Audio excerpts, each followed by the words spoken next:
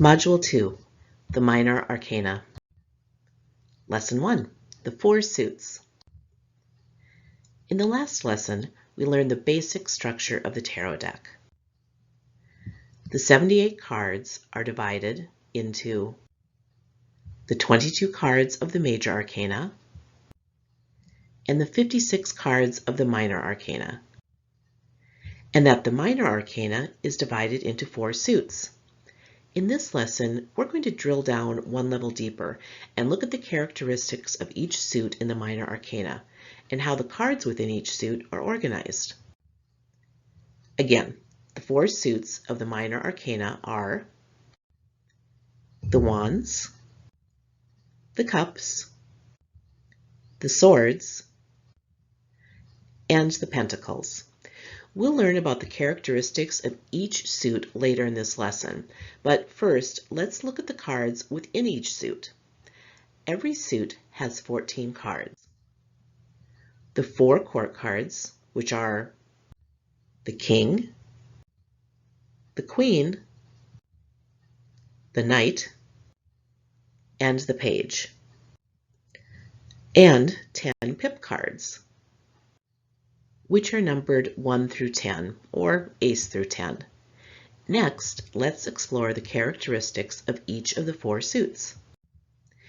Now, you might have noticed that just like a standard deck of playing cards, the Minor Arcana of the tarot has 4 suits, and you'd be correct. In fact, each of the 4 suits of the Minor Arcana correlates with the 4 suits of regular playing cards. Coming up, I'll show you how to make this connection, but as an overview, the Wands are correlated to the suit of clubs. The Cups are like the suit of hearts. The Swords are like the suit of spades. And the Pentacles are like the suit of diamonds. The 4 suits also represent the 4 elements of fire, water, air, and earth. And by learning which playing card suit and which element each suit represents, this will help you interpret the meaning of the cards when you start to read. So let's take a look at those elements. The Wands represent the element of fire. The Cups represent the element of water. The Swords represent the element of air. And the Pentacles represent the element of earth. Next, I'm going to teach you how to put those suits and elements to work in your readings. And to do that, we're going to use the aces of each suit as examples. Then I'm going to let you in on my secret memory trick to putting it all together. So either follow along on the screen or pause the video now and pull out the aces of each suit in your deck. The aces look like this. Ready to dig in? Let's start with the suit of Wands. And remember, we're using the Ace of Wands for this exercise. The suit of Wands in tarot is associated with the suit of clubs in a standard playing card deck. And if you look at the image of the card, you'll see that the wand does indeed look a lot like a club. It looks like the hand in this image is wielding a great big club. This suit in tarot depicts strength and force. And remember that the suit of clubs is associated with the element of fire. I remember this by picturing the club as a flaming torch. Can you imagine the end of that wand burning like a torch? Now hold that image in your mind as we look at the characteristics, or traditional keywords, associated with the suit of Wands. Those keywords include enthusiasm. Think of it as a burning desire. Power. Wielding a club is definitely a symbol of power. And ambition. The person with the club or torch is the leader, the one who's running the show. And finally, for each of the suits, I've created a little mnemonic device or memory trick to help me remember the overall vibe of the suit. And for the suit of Wands, that mnemonic is I'm on fire, which means I'm enthusiastic, I'm powerful, I'm ambitious. Okay, see where I'm going with this? let's take a look at the next suit. The suit of cups. So take out your ace of cups or just follow along on the video. The suit of cups in tarot is associated with the suit of hearts in a standard playing card deck. And this suit really is all about matters of the heart. When a cups card comes up in a reading, you know it's going to relate to feelings, emotions, and intuition. And the suit of cups represents the element of water, which is very easy to see in this overflowing cup on the ace card.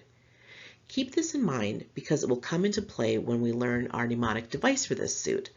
But first, let's look at some of the keywords associated with the suit of cups. The suit of cups has to do with emotion and instinct, that gut feeling. And with psychic ability, again, that gut feeling or intuition. So hold this image in your mind of the overflowing cup in the ace card as you repeat this mnemonic device.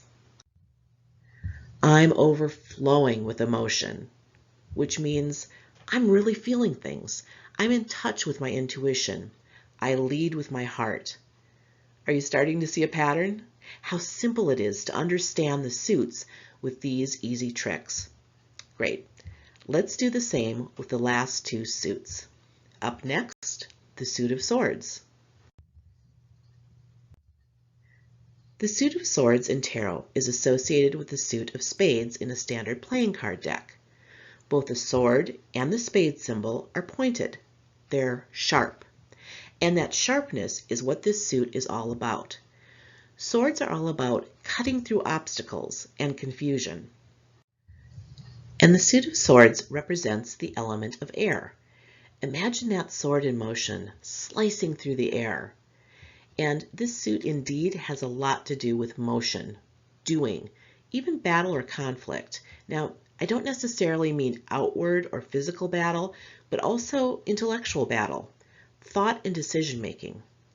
Here are a few of the keywords to remember when you see a card from the suit of swords come up in a reading. Intellect. You need a sharp intellect to move forward. Ideas. Great inspiration can strike out of thin air. And reason. Making choices or decisions can be a double-edged sword. Now keep all of those ideas in mind as we memorize the mnemonic device for the suit of swords. I am so sharp, which means I use my intellect to make decisions, reason out problems, and come up with new ideas. So we've covered three of the suits, the wands, the cups, and the swords. Next, let's look at the fourth suit, the suit of pentacles. The suit of pentacles in tarot is associated with the suit of diamonds in a standard playing card deck. Now, in the tarot, pentacles are also sometimes called coins. And knowing this, it makes sense that it's associated with the suit of diamonds. Both are symbols of wealth and stability. Pentacles also represent the element of earth. Diamonds come from the earth, as do the precious metals that make up coins, the other name for pentacles. So this suit is about things like finances, security, work, and career matters. Here are a few keywords for the suit of pentacles. Practical. Matters of finance and career are the practical side of life. Wealth. Wealth is earned or attained and can mean money, things, or even skills. And stability. Having wealth or skills or dependable income all contribute to stability. And the trick for remembering this suit is, I'm very grounded, which means I attend to practical matters. I accumulate the wealth and skills I need to have stability in my life. So that's an overview of the key elements for each of the four suits of the minor arcana. You can download this guide to the suits of the minor arcana and save it to your computer or print it out for handy reference. In this lesson, we use the aces to learn the key characteristics of each suit. In the next lesson, we'll take a look at how these elements relate to all the pip cards, the ones that are numbered ace to 10 in each individual suit. You're also going to get your first taste of reading the cards by looking at the symbols and interpreting them.